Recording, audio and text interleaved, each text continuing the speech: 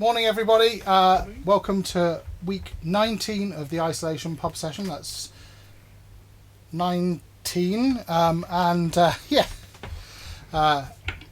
Welcome to my shed. We're going to do another one of these pub sessions, and I'm going to crack straight on with the music and have a bit of a chat at half time. But you might notice that this week I've got all these cardboard boxes in my office, which is because my new tune book has arrived from the printers last week, and all of your pre-orders have been sent out. So if you haven't got them already, they are on their way. And if you don't get yours in the expected time, then do get in touch. But postage can take a couple of days extra than it used to, I think. But yeah, they've all gone out. My local post office hates me. Right, with the music. One of the things that I like about doing these pub sessions, which is possibly a little bit selfish, is that there are lots of tunes that I don't think get played in sessions very much at all, and they're really good. So sometimes I pull one out which you may not have heard of, but I think it's really nice if people get to hear these less common tunes. And this is one of them. It's written by a guy called Andy Cheyne, who lives locally around here, and he's a sitar guitar player, mandolin player, who played with the band the Geckoes. And this tune used to be a staple of my Oxford sessions. It's called the London Schottische, and it's in key of B minor.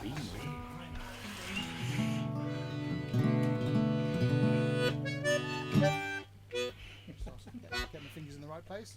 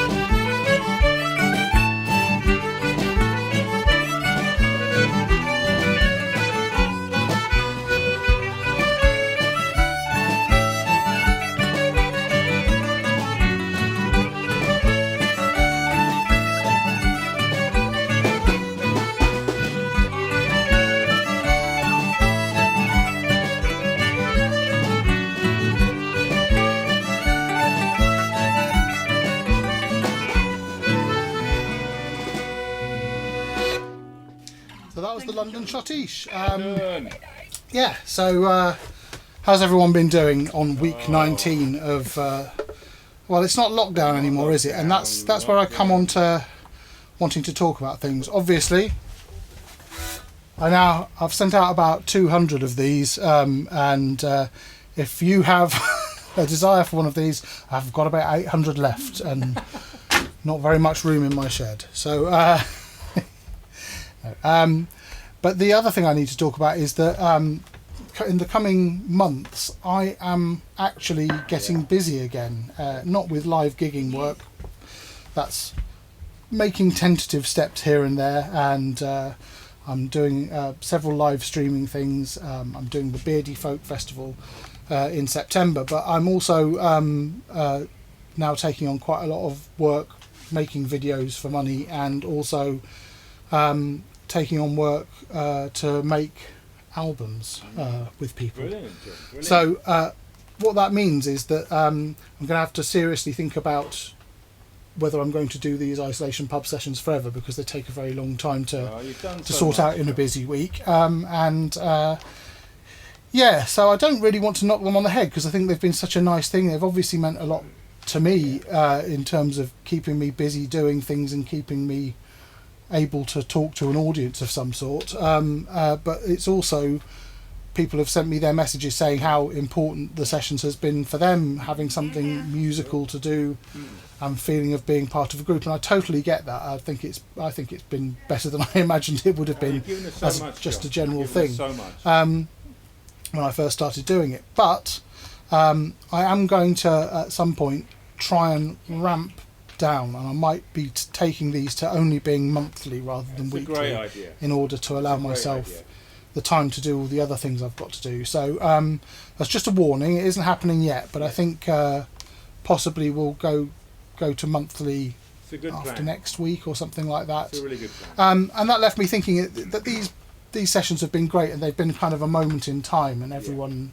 who's been a part of it has been as important as each other, and without you there'd be no session. So ever on the make to try and find some way of creating a way of me making some money. I was wondering if there would be any interests for an isolation pub session memorabilia type thing, like a t-shirt or a face mask. That'd be quite appropriate, wouldn't it? No, you want something. Probably a t-shirt. And I had a brief look into how to do that, and there are different ways of doing it. We can get them printed to demand, or we can I can guess what sizes everyone's going to want, and then buy a load in and have even more cardboard boxes in my shed. So yeah, I just wanted to have that conversation. So if you have any thoughts on whether you'd be up for having something like a t-shirt with a little design saying isolation pub session class of 2020 or something like that on it, then let me know. Let me know in the comments on YouTube or in a reply on Twitter. Or there's too many ways to communicate now, aren't there? But I'll find them. I've been finding most of the videos. So I'm going to carry on with the music now. This is going to be an interesting one. The first one is a request from Laura, which is she's asked if we could do the Cuckoo's Nest, and I can't believe I haven't done that already, given that I duplicated Dear Tobacco last week when I could have done it. So yeah, the Cuckoo's Nest, I'm going to do a generic E minor version. There are lots of different variants, but it's going to be quite a simple version, so just watch those. I'm going to do the ones with if it's in E minor, they have B minor chords rather than B major chords. And after that, I was looking at another person on the internet doing kind of folk club. He's called Piers Cawley, and he does a folk club on Twitch, which is a gaming platform. I watched the end of his set last week, and he was talking about reminding me of the time when we did the song with the Wild Rover, and I realised I haven't even pursued that at all ever since. So I'm going to try and do a halfway house here.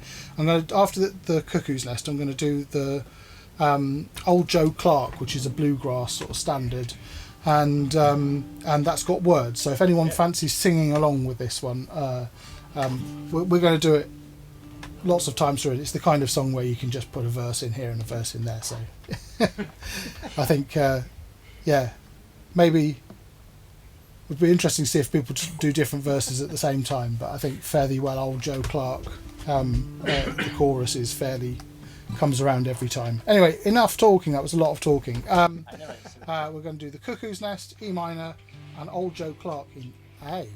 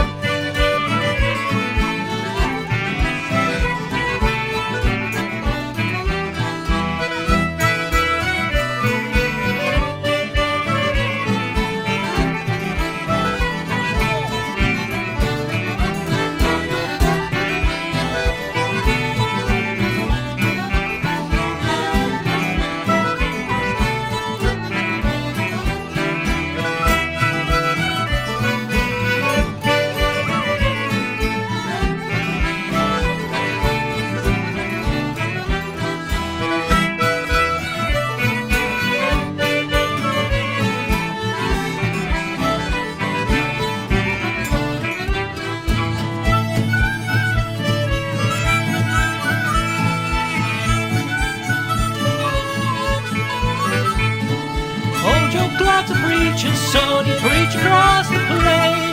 The only text he ever preached was High Lord Jack and Gay. Very well, old Joe Clark, goodbye Billy Brown. Very well, old Joe Clark, I'm going to leave this town. Very well, old Joe Clark, very well, I say. Very well, old Joe Clark, I'm gonna go away. I don't like old Joe Clark, I'll tell you the reason why. His whipping post and gave me 99. Old Joe Clark is mad at me, I'll tell you the reason why. I ran through his cabbage patch and pulled down all his rye. Very well, old Joe Clark, goodbye Billy Brown. Very well, old Joe Clark, I'm gonna leave this town. Very well, old Joe Clark, very well, I say. Very well, old Joe Clark, I'm gonna go away. I don't like old Joe Clark, I'll tell you the reason why. He blows his nose at old cornbread and calls it chicken pie. Old Joe Clark lives in a house 20 stories high, and every story of that house is filled with chicken pie. Round and round, old Joe Clark, round and round I say. Round and round, old Joe Clark, bound to go away. Very well, old Joe Clark, goodbye Billy Brown. Very well, old Joe Clark, I'm bound to leave this town.